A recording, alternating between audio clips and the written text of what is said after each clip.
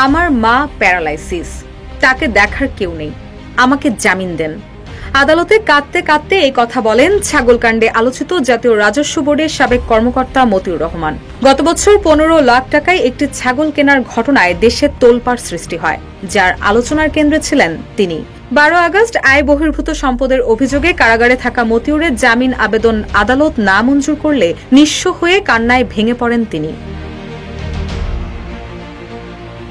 আদালতে মতিউর বলেন, আমি কারাগার থেকে দুদককে একটি চিঠি দিয়েছিলাম, আমি আপনাকে এই চিঠিটা দিলাম, আপনি দয়া করে চিঠিটা পড়ে যে আদেশ দেবেন আমি তা মাথা পেতে নেব। আমার পরিবারটা ধ্বংস হয়ে গেছে, আমি ও আমার স্ত্রী দুজনই কারাগারে, আমার মা প্যারালাইসিস, তাকে দেখার কেউ নেই। তিনি আরো বলেন, আমাকে জামিন দেন, জামিন দিলে আমার কাছে যে নথিপত্র আছে আমি তা আদালতে উপস্থাপন করে নিজেকে নির্দোষ প্রমাণ করতে পারবো। তখন আদালত বলেন, আপনি দোষী বা নির্দোষ তা এখনই বলা যাবে না, মামলাটি তদন্তনাধীন, তাই আপনাকে আরো ধৈর্য ধারণ করতে হবে। এরপর আদালত জামিনের আবেদন না মঞ্জুর করেন। বান্ডেল থাকলে প্রতি সেনমানিতে টাকা বাঁচবে। বিকাশ সেনমানি বান্ডেল কিনে জিতুন প্রতি লেনদেনে।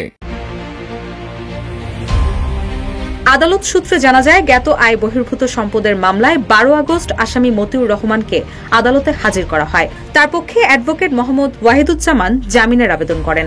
আইনজীবীর বক্তব্যের পর আসামি নিজে কিছু বলার অনুমতি চান, পরে আদালত অনুমতি দিলে এসব কথা বলেন তিনি। এর আগে গত বছরের 2 জুলাই মতিউর রহমান ও তার পরিবারের সদস্যদের সম্পদ বিবরণী চেয়ে পৃথক নোটিশ পাঠায় দুদক।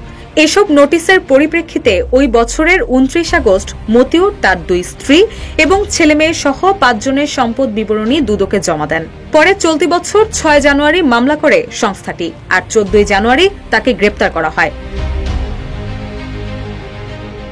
গত বছর কোরবানির জন্য 15 লাখ টাকা দিয়ে একটি ছাগল কিনতে গিয়ে আলোচনায় আসেন মুশফিকুর রহমান ইফাত নামের এক যুবক। এ নিয়ে সামাজিক যোগাযোগ মাধ্যমে তুমুল আলোচনা শুরু হয়। ইফাত ছিলেন এনবিআর এর সাবেক কর্মকর্তা মতিউর রহমানের ছেলে। রুশা সুর, নিউজ ডেস্ক, ইত্তেফাক।